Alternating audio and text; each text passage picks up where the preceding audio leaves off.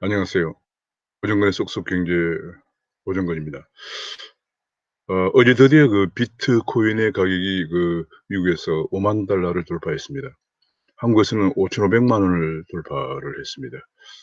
비트코인 가격 50,000 달러 돌파는 2009년 1월 달에 비트코인이 나온 이후에 사상 최초로 50,000 달러를 돌파한 것입니다. 여기 상당한 의미들이 많기 때문에 제가 며칠 전에 그 암호화폐의 전반적인 상황에 대해서 한번 말씀을 드렸습니다마는 다시 한번 앞으로 이 비트코인 가격은 어떻게 될 것인가 하는 것을 한번 어 살펴보도록 하겠습니다. 그러면 제가 간단하게 정리한 자료를 한번 보겠습니다.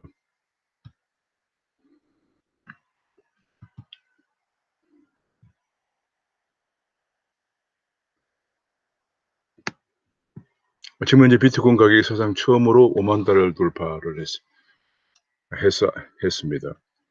50,689 달러를 기록했군요. 정말 대단한 기록이 아닐 수 없습니다. 어 이 비트코인 가격의 배경은 제가 지난번에 한번 설명드린 것처럼 일단은 유동성이 급증하고 있다. 미국에서 보는 통화가 5조 달러까지 보통 정상적인 경우는 8천억 내지 9천억 달러였는데 이것이 거의 6 배가 넘는 5조 달러까지 공급이 되고 금리가 제로 상태로서 전 세계에 유동성이 많이 공급되고 있다. 두 번째는 기관 투자가들의 진입이 본격화되고 있다. 이것이 인제 2017년 8 년에 있었던 17년 말 18년 초에 있었던 것과 상황이 다른 겁니다. 그때는 이제 개인 투자자 중심이었는데 지금은 기관 투자가들이 글로벌 아주 강한 큰 기관 투자가들이 속속 진입하면서 이제 그 비트코인 암호화폐 시장의 기반을 튼튼하게 해 주고 있다. 그다음에 인제 새로운 금융 암호화폐를 거래하는 디파이 탈중앙화 금융 열풍이 작년 하반기부터 불기 시작했는데 계속 앞으로 금년에도 예상이 되고 있다. 지속될 것으로 예상되고 있다.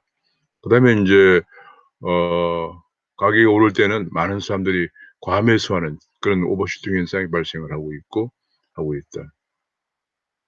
또 이제 공급 측면에서는 지금 이것이 인제 수요 측면이고 공급 측면에서는 비트코인 반감기가 지나갔기 때문에 어 공급량이 그만큼 적어지고 있다. 그다음에 인제 제도적인 면에서 세계 각국 중앙은행들이 중앙은행 디지털 통화를 지금 본격적으로 발행할 을 준비하고 있고 또 중국은 이미 시험 사용까지 하고 있는 상황입니다. 이런 것들이 인제 최근 급등의 배경입니다. 이번에 상승장의 가장 중요한 것은 이 암호화폐가 제도권 정착에 중요한 계기가 될 전망입니다. 그동안에 암호화폐에 대해서 여러 가지 얘기들이 많이 나왔습니다. 뭐 처음에는 이제 암호화폐가 무슨 뭐 신뢰성이 있느냐 뭐 그런 얘기도 많이 나왔고 또 이 변동성이 너무 크지 않느냐 그런 얘기도 많이 나왔습니다. 근데 우리가 통화라고 하는 걸 가만 생각해 보면은 본래 통화는 뭐 아주 옛날에는 쌀 같은 거 귀한 곡식 같은 것이 인제 거래의 수단으로 사용이 됐습니다.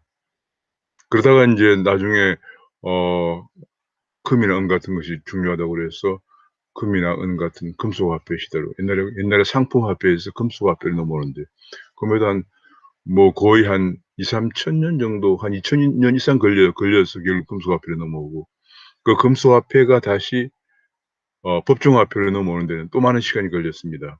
수백 년이 걸려서 처음으로 아마 많이 사용된 것이 인제 영국의 파운드와 그다음에 인제 어 1945년 2차 대전이 끝나면서는 달러화가 세계 기축 통화로 사용이 되기 시작했죠.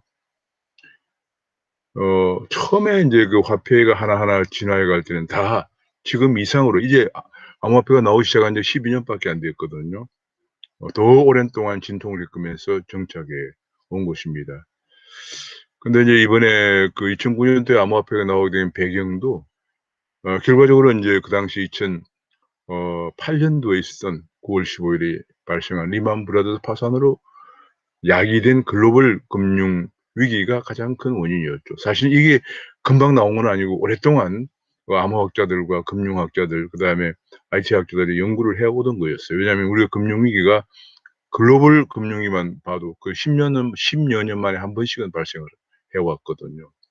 80년 우리가 요 근자에만 보더라도 80 년대 중남미 위기라든지 90 년대는 동아시아 위기라든지 2000 년대 글로벌 금융 위기 주기적으로 계속 발생을 해왔습니다. 그래서 많은 학자들이, 관련 연구하는 학자들은 이렇게 해서는 안 되겠다. 한 번 위기가 발생하면 수백만 명의 그 실업자가 발생을 하고 엄청난 또 재정이 투입돼야 되는 그런 상황인데 이건 도저히 안 되겠다. 이렇게 해서 이제 좀 더 신뢰할 수 있는 그런 화폐나 화폐 제도가 없겠느냐 해서 나온 것이 이제 암호화폐예요. 물론 뭐 암호화폐는 그러면 누가 이걸 뒷받침하고 있느냐? 뭐 달러도 마찬가지죠. 달러라는 것이 뭐 $100를 찍는데 $1 정도밖에 비용이 아마 안 될지도 모르겠습니다. 한국에서도 5만 원짜리를 찍는데 뭐 한 1,000원 정도 들까요? 뭐 그런데 인제 그것이 그럼에도 불구하고 그 종이 조각을 국가에서 보증하기 때문에 인제 되는 건데 주기적으로 위기가 발생하면서 국가에 보증한 것이 종이 조각이 되었습니다. 그래서 인제 그런 국가에서 보증하는 이런 것이 없이도 제도적으로 프로그램에 의해서 항구적으로 가치를 유지하는 그런 화폐를 만들자 한 것이 인제 우리가 암호화폐, 가상화폐라고 합니다마는 암호 기능에 암호 그 기법에 의해서 서로 거래하는 그런 시스템이기 때문에 암호화폐라고도 하죠. 그리고 뭐 가상화폐라고 하기도 하고 또는 디지털 화폐라고 하기도 하고 그렇습니다. 그래서 인제 이건 암호화 기술을 기반으로 한 프로그램에 의해서 화폐를 만들어서 누구도 이것이 어 주기적으로 위기가 발생하는 그러니까 뭐 달러나 금이나 뭐 다 등락을 보이는 거예요. 등락을 보이다 위기까지 발생시키는 거죠. 2008년 9월 15일에 리만이 파산하기 하루 전까지도 리만이 괜찮은 260년 이상의 역사를 가진 금융회사니까 어 고객들의 투자를 받고 예금도 받고 했었습니다마는 그 다음날 바로 어 부도가 났죠. 그래서 인제 이거는 그런 것을 인제 누구의 개입 없이 움직이도록 프로그램화된 제도에 의해서 움직이자. 그런 것이 차원에서 암호화폐가 나온 것이에요. 그래서 지금 이거는 뭐 누가 개입하는 게 아니고 커미티에 의해서 인제 혹시 문제가 있는가를 한 번씩 점검할 뿐이지 그전에 만들어 놓은 여러 학자들이 모여서 만들어 놓은 프로그램에 의해서 지금 작동이 되고 있고 2009 년도에 나온 이후에 12년 동안 단 한 번도 중단되지 않고 움직여지고 있고요. 이 암호화폐를 움직이는 그 프로그램 시스템 그게 블록체인이에요. 지금 블록체인은 뭐 암호화폐뿐이 아니고 여러 군데 사용되고 있지만 기본적으로 암호화폐를 작동시키는 프로그램 그게 블록체인입니다. 자 인제 고 정도 개념을 가지고 한번 보도록 하겠습니다. 지금은 많은 분들은 뭐 그 원론적인 것보다도 아마 앞으로 전망이 어떻게 될까 하는 것에 관심을 가질 테니까 가장 중요한 게 이 돈입니다. 아직도 미국이 전 세계 통화량의 거의 기축 통화의 한 70% 내외를 차지하고 있는 미국이 돈을 어떻게 되느냐. 이 미국의 양적 완화 정책이 이 정도 한 8,000-9,000억 달러 되던 것이 5조 달러까지 풀렸거든요, 금리는 제로고. 그러니까 이것이 인제 한마디로 딱 그렇게 되면 달러의 가치가 계속 하락했죠. 달러의 가치가 하락하면서 안전자산에 대한 수요가 필요한데 안전자산이 금보다도 이번 테슬라의 앨런 머스크가 일론 머스크가 얘기를 했는데 자기는 금보다도 비트코인이 더 안전자산으로 선호한다라고 얘기해서 비트코인을 많이 구매를 했죠. 15억 달러인가를 아마 구매했을 겁니다. 분명 앞으로도 인제 전기차도 테슬라 전기차를 비트코인으로 거래하겠다 그런 얘기를 했습니다.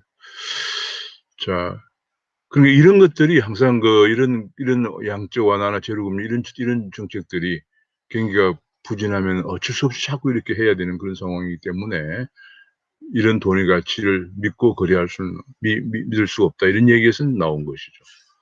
그래서 이제 기관 투자가들이 최근에 많이 인제 정말 우선 뭐 많이 인제 속속 진입하고 있습니다. 이번에 인제 4만 달러까지 올라갔다가 3만 달러까지 떨어졌어요. 4만 달 처음에 4만 달러까지 올라갔다가 어 그다음에 3만 달러까지 떨어졌다가 다시 올라갔는데요. 요 사이에 인제 엄청난 일들이 많이 일어났습니다. 그 사이에 일어난 일들이 주로 인제 이런 것들이죠. 뭐 테슬라가 인제 가장 큰 역할을 했죠. 그전에 인제 페이팔도 작년에 가상화폐를 거래하겠다. 암호화폐를 거래하겠다. 테슬라 페이팔에 전 세계 1억 5천 명의 가입자를 갖고 있는 어마어마하고 블랙록은 또 우리나라 전 세계에서 가장 큰 헤지펀드죠. 그 앞으로 선물 투자 대상에 비트코인을 포함하겠다 이런 얘기를 했고요. 이번 2월 달에 3만 달러까지 갔다가 반등에 가장 결정적인 불을 붙인 것이 테슬라인데요. 테슬라가 비트코인 15억 달러어치를 투자하면서 앞으로 전기차 구매에 비트코인을 사용하겠다고 발표를 했죠. 이어서 마스터카드나 트위터도 이제 동참을 했는데 마스터카드도 결제수단에 가상화폐를 포함을 검토하겠다. 트위터도 비트코인으로 직원의 급여나 이런 걸 지급하는 걸 검토하겠다고 하고 더구나 트위터의 CEO 잭 도시는 2,360만 달러어치의 비트코인을 기부해가지고 펀드를 만들어서 아프리카나 인도에 비트코인 암호화폐 개발에 사용하겠다 그렇게 얘기를 했습니다. 뉴욕 멜론 은행도 비트코인 자금을 융통하고 관리하고 서비스하는 것을 제공하는 것을 계획하고 있다 얘기했고 캐나다 정권위원회가 드디어 세계 최초로 비트코인 상장 지수 펀드를 승인했습니다. 이것이 곧 이제 상장이 되면 비트코인이 더욱더 금융시장에서 이제 제도권 금융시장에서 활발하게 거래가 될 전망입니다. 모건 스탠리도 비트코인을 투자 대상으로 검토 중이라고 발표했습니다. 이처럼 속속 기관 투자가들이 진입을 하면서 가격이 다시 5만 달러, 3만 달러까지 떨어졌던 것이 5만 달러대까지 올라갔습니다. 여기 제가 보면 쭉 이제 기관 투자가 진입 본격화를 조금 전에 말씀드린 거에 정리를 해둔 겁니다.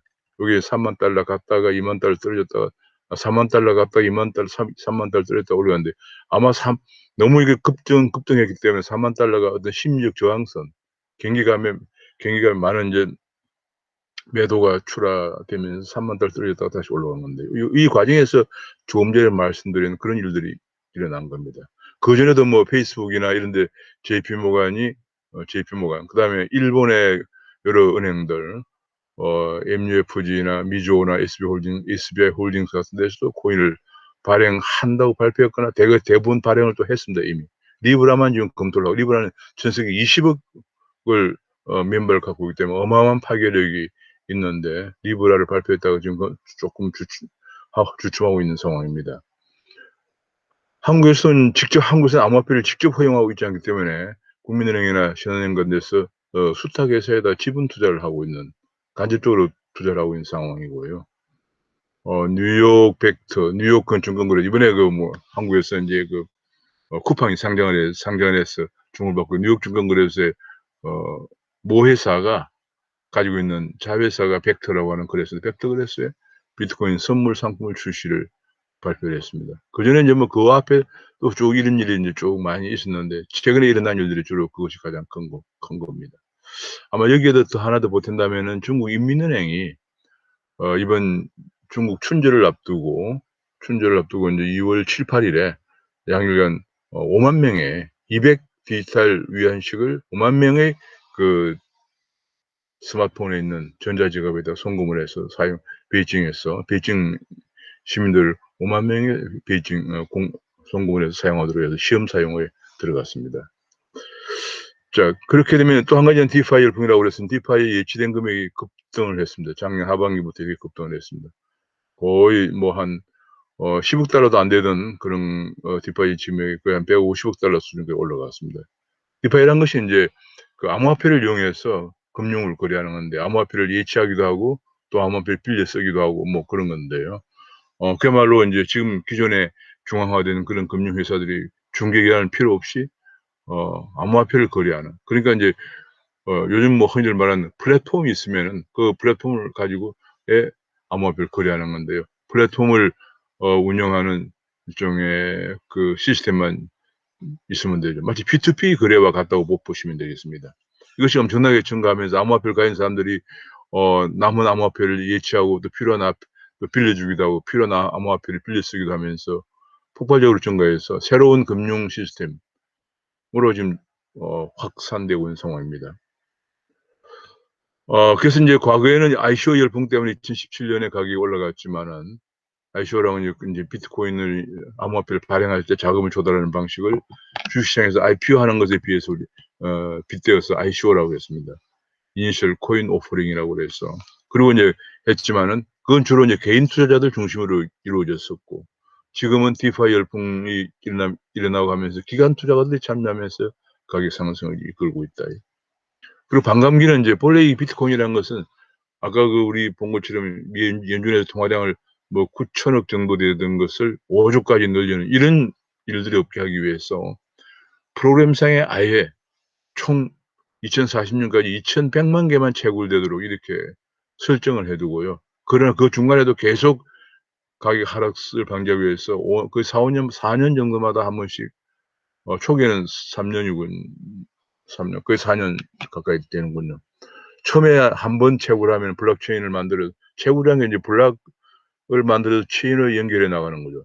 이 비트코인으로 거래하는 것이 한 10분 정도마다 거래되는 걸 블록을 만들어서 계속 연결시켜 나가는 그런 작업을 채굴을 하는데, 그 채굴을 처음 한 사람에게 처음에는 50 비트코인을 지급했다가, 그다음에 25 비트코인을 지급했다가, 그다음에 12.5 비트코인을 지급했다가, 작년 5월에 26.25 비트코인을 지급하는 식으로 계속 이 채굴자에게 지급되는 비트코인이 반감씩 되도록 하겠습니다. 그렇게 해서 비트코인의 가치가 폭락하지 않도록 이런 시스템을 프로그램상에 만들어 놓고 운영하고 있는 중입니다. 그럼 앞으로 이제 어떻게 될 것인가 하는 것이 중요한데, 결국은 수요 기반이 탄탄하기 때문에 과거와 같은 급락은 없을 전망입니다. 변동성도 지금 2017년, 18년보다 적게 나타나고 있다고 합니다. 가격은 많이 올랐지만 변동성도 적게 나타나고 있는 것이 이런 전망을 뒷받침해주고 있습니다. 왜냐하면 기관 투자자들 진입이 본격화되고 기관 투자가 진입한다는 것은 상당히 안정적인 투자자들이 장기 보유하는 안정적인 투자들이 많이 들어온다는 얘기고요. 또 고래들이라고 그래서 비트코인을 많이 갖고 있는 투자자들도 비트코인 보유를 재개하고 있고, 또 디파이 열풍도 금년에도 열풍이 불면서 더욱더 이제 문제점을 보완하면서 진화해가는 해가 될 것으로 전망되고 있고요. 양적 완화 지속 기간 중에도 추가 상승이 되는데 하는데 문제는 심리적 저항선에서 일시적인 반락 가능성이 있다. 아까 우리가 본 것처럼 4만 달러까지 갔다가 3만 달러 떨어졌다가 5만 달러 간 것 같은 거죠. 그러니까 제 생각으로 지금 5만 달러를 막 넘어서고 있는데, 이 5만 달러에서 5만 한 2, 3천 달러가 두 번째 지금 다가오는 심리적 저항선이 되지 않겠나 이렇게 보고 있습니다. 그리고 이제 하반기 이후에는 미국의 금리와 유동성 동향에 유의를 해야 됩니다. 왜냐하면 이런 것들이 기관 투자가 진입하고 디파이 열풍이 불고 하는 것은 기본적인 바탕을 튼튼하게 해주는 건데, 변곡점을 이루는 것이 역시 미국의 통화 정책입니다. 달러 가치가 약세를 가면, 통화를 많이 공급하고 금리 연체로서 약세를 가면 비트코인 수요가 늘어나고요. 그 반대의 경우에도 비트코인 수요가 줄어들기 때문에 지금 제가 앞에서 그림에서 본 것처럼 이것이 이 무렵에 요때 오른 때가 요때가 3월 17일이거든요. 3월 달에, 왜냐면 3월 달에 바로 미국의 양적 완화를 이때 떨어지다가 이때부터 오르기 시작했거든요. 그 이유가 뭐냐면 바로 그때가 미국의 양적 완화를 재개한 시점이에요. 그러니까 요것만 보더라도 요때가 미국의 양적 완화를 재개하고 제로 금리를 갔기 때문에 비트코인 가격이 하락하다가 이걸 기점으로 올라간 거거든요. 그러니까 만약에 우리가 다시 여기서 금리를 올린다든지 양적 완화를 축소한다든지 테이퍼링이라고 하면은 하락세로 돌아설 겁니다. 근데 하락세로 돌아서더라도 저는 과거와 같은 그런 큰 폭락은 없다 하는 게 제 판단입니다. 그래서 미국의 통화 정책은 언제나 우리가 유의를 해야 되는데, 미국의 통화 정책은 언제나 목표가 있죠. 한국은행은 물가 상승률 2% 달성의 목표입니다. 미국의 통화 정책은 완전 고용과 그다음에 물가 상승률 2%입니다. 완전 고용과 물가 상승률 2%. 이것 때문에 지금 이것이 안 되고 있기 때문에 매월 국채를 800억 달러, 주택 저당채권을 400억 달러, 1,200억 달러씩을 매입하면서 돈을 계속 풀고 있는 거거든요. 근데 지금 계속 굉장히 이것이 중요한데, 현재 미국의 물가 상승률 기준이 PCE라고 그래서 Personal Consumption Expenditure, 개인 소비 지출 물가 상승률이에요. 약간 소비자 물가 상승률과 비슷한 건데 약간 다릅니다. 개인 소비 지출 물가 상승률이 2% 목표인데 지금 작년 말에 1.3%까지 올라갔어요. 그리고 이제 이걸 FOMC는 연간 4번 3월, 6월, 9월, 12월에 경제 전망을 하고 이제 연준 원장이 통화정책 방향에 관해서 기자회견을 하는데, 제일 최근 전망이 작년 12월 전망이죠. 작년 12월 전망을 보면은 PC 물가 상승률이 금년에 1.8%될 거다. 그리고 실업률이 5%될 거다. 내년에 실업률이 4.2, 그다음에 PC 물가상 1.9 될 거다. 이렇게 얘기했거든요. 그럼 금년에 제가 보기에는 1.8 그러면 지금 작년 말에 1.3이었거든요. 그럼 상반기 정도는 1점 한 뭐 5, 6 정도 가다가 하반기에는 연간으로 1.8이니까 하반기에는 2%가 넘을 가능성도 있겠다는 생각이 듭니다. 그렇기 때문에 이것이 이제 미국에서 미연준이 이제 통화 정책에 대해서 변경에 대해서 방향을 검토를 할 수가 있겠죠. 실업률은 4%인데 완전 고용을 미연준은 4% 수준으로 보는데 아마 금년에는 힘들겠지만 내년에는 4.2% 어느 정도 완전 고용에 근접하거든요. 그래서 아마 문제는 금년 하반기부터 유의해서 봐야 된다는 생각을 갖고 있습니다. 그러면은 지금 현재 지금 최근에 그렇지 않아도 이제 원자재 가격이 급등을 상승하면서 인플레이션 우려 견해가 대두가 되고 있습니다. 특히 전 재무장관을 지낸 로렌스 서머스 하버드대학 교수 같은 사람들이 이제 이 얘기를 하면서 지금 미국에서 계속 이게 화두가 되고 있는데 국제 유가가 지금 급등을 하고 있고요. 작년 11월 저점을 해서 급등하고 있고 그다음에 원자재 가격이 다 일제히 올라가고 있습니다. 이 원자재 가격이 올라가는 것은 원자재 가격이 항상 경기에 선행을 하거든요. 그래서 아마 이 얘기는 하반기쯤 돼서 경기가 굉장히 상승할 거다, 회복될 거다 이런 전망을 하고 있다는 얘기죠. 그리고 그러다 보니까 또 국채 금리도 올라갑니다.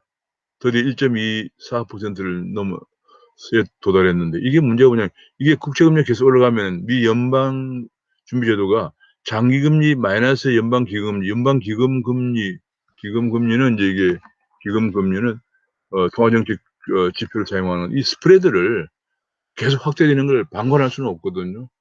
통화정책 운영에 고려하지 않을 수 없을 것입니다. 그래서 이것이 앞으로 물가 상승률이 원자재 가격이 올라가고 그래서 인플레이션이 대두가 되고 그런 배경으로 해서 국채 금리가 계속 올라간다 그러면은 제가 앞에서 본 것처럼 아마도 금년 하반기 정도에는 PC 물가 상승률이 2% 수준에 갈 가능성, 연간으로 1.8%인데 갈 가능성도 있지 않겠느냐 하는 것을 조심스럽게 조금 이렇게 되면 미 연준이 생각했던 것보다 조금 더 빨리 물가 상승 목표에 도달할 가능성이 있습니다. 그래서 항상 경제 전망에 앞으로 3월달 전망 우리가 굉장히 유의해 볼 필요가 있습니다. 3월 FOMC 때 물론 제가 이 결과를 여기 제가 오정근의 속속 경제에서 또 소개해드리고 설명을 해드릴 겁니다. 연준은 보통 앞에서 말씀드린 것처럼 3, 6, 9, 11년 4번 경제 전망을 하고 통화정책 방향을 발표하는데 3월달도 물론이고 금년에는 계속 이 연준의 경제 전망과 통화정책 방향 발표를 유의해야 됩니다. 유의해야 되고 그래서 하반기 연준의 경제 전망과 통화정책 항상 유의해야 되고요. 유의해야 되는데 그런 변화가 전까지는 심리적 저항선이 가장 중요하겠죠. 그 심리적 저항선을 앞두고 밀당을 벌이면 더 살려고 하는 사람과 팔려고 하는 사람 밀당을 벌이면서 중기적으로는 아까 4만 달러까지 갔다가 3만 달러 떨어졌다가 5만 달러 갔다가 뭐 이래 되는 것처럼 중기적으로는 미 연준의 통화 정책의 변경이 있기 전까지는 상승세 추세를 지속할 가능성이 있다 이렇게 보여집니다.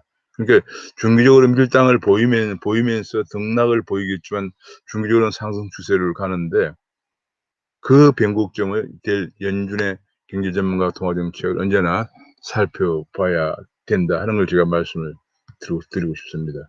그래서 우리가 지금 금년에 굉장히 중요한 암호화폐 입장에서는 암호화폐가 제도권 금융에 이제 정착이 되는 12년 만에 그런 계기가 되느냐 하는 것이 굉장히 중요한 관전 포인트인데 저는 상당히 이번엔 정착이 되고 있지 않느냐 이렇게 보고 있습니다. 뭐 다른 아까도 제가 서두에 말씀드렸지만 다른 금에서 금속화폐로 왔다 금속화폐에서 법정화폐로 넘어오는 그런 과정이 보통 상당히 오래 수백 년씩 걸렸거든요. 그 과정에서는 뭐 몇십 년 동안 또 진통을 겪었겠지만 이번에도 이제 암호화폐가 출현한 이유가 12년 만에 제도권에 정착이 되는 것이 아니냐. 그래서 잘하면은 지금 10여 년 만에 꼭 지금 위기가 10여 년 만에 오는데 그런 게 2008년도에 위기가 왔으니까 지금 바로 제가 보기에는 2021년이잖아요. 저는 2-3년 정도 이내에 글로벌 금융위기가 다시 오지 않을까 걱정을 하고 있습니다. 왜냐하면 언제나 보면은 미국에 돈을 많이 풀었다가 2008년도도 그랬거든요. 그전에 2006년 7년에 돈을 많이 풀었었어요. 돈을 많이 풀었다가 그래서 그 돈을 회수해가는 과정에서 위기가 오는 거예요. 97년도도 마찬가지입니다. 우리 동아시아의 위기 때도 그전에 돈을 엄청 많이 풀었어요. 풀다가 그 돈들을 미국에서 경기가 좋아지면서 돈을 회수해가자 동아시아에서 유동성이 부족해서 위기가 나온 거거든요. 지금도 이제 5조 달러까지 풀린 돈의 거의 절반이 사실은 동아시아에 다 와 있어요. 특히 중국에 많이 가가지고 있습니다.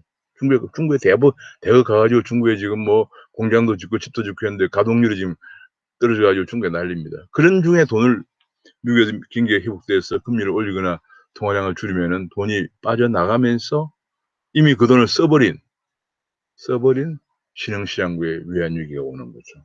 저는 그래서 아마 조만간에 그런 일이 다시 또 올 것이다 이 생각을 하고 있는데 그런 일이 오지 않기 위해서 이제 어떤 면에서는 그런 일이 오면 더 비트코인 가격이 올라갈 거예요. 비트코인의 정말 안전자산이 인식이 되면서. 그리고 그런 일을 이제 안 오고 경기를 좀 더 안정적으로 운영하기 위해서 지금 이제 한 10년, 12년 전에 도입했는데 이것이 제도권 정착이 되는 거 아니어서 좀 등락을 보이면서 뭐 변동성이 너무 심하지 않느냐, 뭐 누가 그 가치를 보장해주고 있냐, 뭐 여러 가지 얘기가 나옵니다만 그 배경이 바로 그런 겁니다. 지금 글로벌 통화제도 가지고는 10여 년마다 오는 이 위기를 예방할 수가 없다. 시스템적으로. 그래서 나온 것이 그야말로 프로그램에 의해서 누구도 개입할 수 없는 시스템을 만들어야 된다 하는 것에서 출발한 것이고요. 아마 그러나 이제 그런 배경으로 나왔지만은 지금 가장 중요한 중 하나가 이제 많은 투자자들은 가격이 어떻게 될 것인가 다시 한번 간단히 요약드리면은 언제나 금융시장은 심리적 저항선이 있기 때문에 그 심리적 저항선에 밀당을 벌이면서 등락이 있겠지만은 중기적으로 좀 올라가는데 그 올라가는 것이 멈추는 때가 언제냐? 바로 미국에서 금리를 올리고 양적 완화를 축소하는 때다. 그 양적 완화 축소는 언제 할 것이냐? 미국의 실물 경제, 가장 중요한 변수가 실업률과 PC 물가 상승률, 개인 소비 지출 물가 상승률이 어떻게 되느냐 하는 것이 굉장히 중요한데 미국에서 3, 6, 9, 12월 1년에 4번 경제 전망을 하고 통화정책 방향을 발표하기 때문에 제가 그때마다 그 자료를 입수해서 설명을 드리고 같이 공유하도록 하겠습니다. 오늘 여기서 마치겠습니다. 감사합니다.